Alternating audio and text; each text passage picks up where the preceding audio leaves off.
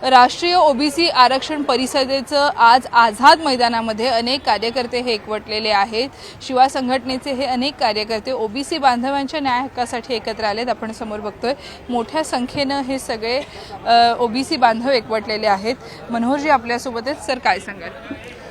आज राष्ट्रीय ओबीसी आरक्षण हक्क परिषद आणि शिवा संघटना पुढाकार घेऊन आम्ही आजचे हे आझाद मैदानावरती एक दिवसाचं धरणे आंदोलन टोकन आंदोलन म्हणून ठेवलेलं आहे। 2 सप्टेंबर 2025ला ज्या आझाद मैदानावर हा ओबीसींवरती घाला घालणारा काळा GR दिला, त्याच आझाद मैदानावरती टोकन आंदोलन शिवा संघटनेच्या माध्यमातून सुरुवात करायचं म्हणून आजचं आंदोलन आम्ही धरणे आंदोलन ठेवलेलं आहे।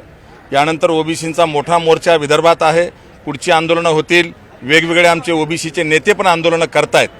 परंतु आम्ही ही लढताना आमची भावना सरकारपर्यंत पोहोचवण्याचा आमचा प्रयत्न आहे आणि आमची मागणी आहे।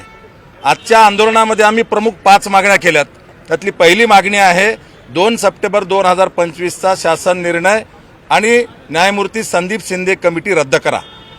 दुसरी मागणी आम्ही केलेली आहे ओबीसीचे नेते आदरणीय कैलासवासी दिबा पाटील यांचं नवी मुंबईच्या विमानतळाला नाव द्या।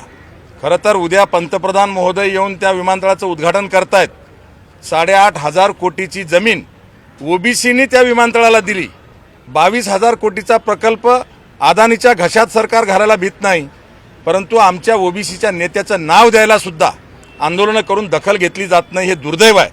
आणि म्हणून आम्ही दुसरी मागणी ती केली, ती आमचे लोकनेते ओबीसी नेते दिबा पाटलांचं नाव नवी मुंबईच्या विमानतळाला द्या। तिसरी मागणी आम्ही केली, जर तुम्ही गॅजेटियर हैदराबाद लावणार असाल तर एका जातीला गॅजेटियर लावता येत नाही। तुम्हाला गॅजेटियर मराठा समाजाला लावायचा असेल तर त्याच हैदराबाद गॅजेटियरमध्ये लिंगायतांना ओबीसी म्हणलंय, धनगर आणि बंजारा समाजाला एसटीचं आरक्षण द्यावं असं म्हटलंय, धोबी आणि न्हावी समाजाला एससीचं आरक्षण द्यावं असं म्हटलंय। तुम्ही एकाला एक नाही आणि एकाला एक नाही करू शकणार नाही। म्हणून आमची तिसरी मागणी आहे की जर कुणबीकरण करण्यासाठी जर हैदराबाद गॅजेटियर तुम्ही लावणार असाल तर तेच हैदराबाद गॅजेटियर लावून लिंगायतांना ओबीसी द्या, धनगर आणि बंजारांना एसटी द्या आणि धोबी आणि न्हाव्यांना एससीचं आरक्षण द्या, ही आमची तिसरी मागणी आहे। अण्णा आपल्यासोबत आहेत। खरं तर ओबीसी समाज हा गेल्या अनेक वर्षांपासून न्याय हक्कासाठी लढतोय। तुम्ही सुद्धा विविध स्तरावरती काम करत असत। आज साधारण किती मोठ्या संख्येनं समुदाय एकत्र झालाय? कसं आहे, हा जो 2 सप्टेंबरचा हा जो GR जो महाराष्ट्र सरकारने काढला, या GRमुळं ओबीसी समाजाचं अस्तित्व जे आहे, वास्तविकता पॉलिटिकल अस्तित्व जे आहे ते नामशेष होणारा हा GR आहे। त्याचप्रमाणे नातेसंबंधातले, कुळातले, गावातले सगळे सोयरे हे सगळे जे आहेत एका शपथपत्रावरती सगळे कुणब्यांचे दाखले घेऊन सगळे ओबीसीमध्ये शिरकाव करणार आहेत।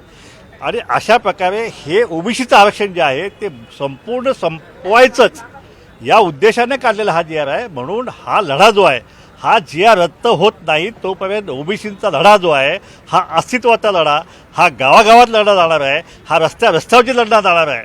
आणि त्यातलाच एक भाग म्हणून आज या ठिकाणी आपण पाहता शिवा संघटनेच्या माध्यमातून लिंगायत समाजाचा हजारो कार्यकर्ते या ठिकाणी या आंदोलनाची होळी करण्यासाठी आज या ठिकाणी उपस्थित आहेत। हा लढा दिवसेंदिवस अतिशय तीव्र होत आहेत। प्राध्यापक धोंडे साहेबांची याचिका, पहिली याचिका करण्याचा मानसुद्धा धोंडे साहेबांनाच मिळालेला आहे। धोंडे साहेबांच्या शाळेतले मराठा समाजाचे विद्यार्थ्यांनी त्यांनी ॲडमिशन्स रद्द केलेले आहेत, पण म्हणून काय प्राध्यापक धोंडे खचलेले नाही आहेत। शाळा बंद पडली तरी चालेल, परंतु ओबीसीच्या न्याय हक्कासाठी हा शिवा संघटनेचा हा योद्धा हा आझाद मैदानाच्या ह्या रणभूमीमध्ये आज या ठिकाणी उभा टाकलेला आहे। ओबीसीची ताकद वाढलेली आहे। आता उद्या 9 तारखेला कुणबी समाजाचा मोठा लाखोंच्या संख्येने या ठिकाणी मोर्चा या ठिकाणी होत आहे। 10 तारखेला नागपूरमध्ये ओबीसींचा महामेळावा त्या ठिकाणी होत आहे। त्यानंतर मुंबईतला महामेळावा होईल आणि प्रत्येक जिल्ह्यामध्ये या ठिकाणी ओबीसींचे महाएल्गार मेळावे होतील। आणि त्या मेळाव्यामध्ये आमच्यासोबत आता लिंगायत समाजसुद्धा मोठ्या ताकदीनं या महाराष्ट्रामध्ये उभा राहणार आहे। त्यामुळे आता ह्या सरकारचं काय खरं नाही आहे। नक्कीच आपण बघतोय की मोठ्या संख्येनं ओबीसी बांधव हे एकवटल्याचं आपल्याला पाहायला मिळते आणि राज्यभरामध्ये अशाच पद्धतीनं आपली भूमिका स्पष्ट करण्यासाठी ओबीसी बांधव एकत्र येत असल्याचं सुद्धा म्हटलं जात आहे। व्हिडिओ जर्नलिस्ट प्रवीण शेट्टीसह सुस्मिता भदाणे पाटील, न्यूज 18 लोकमत, मुंबई।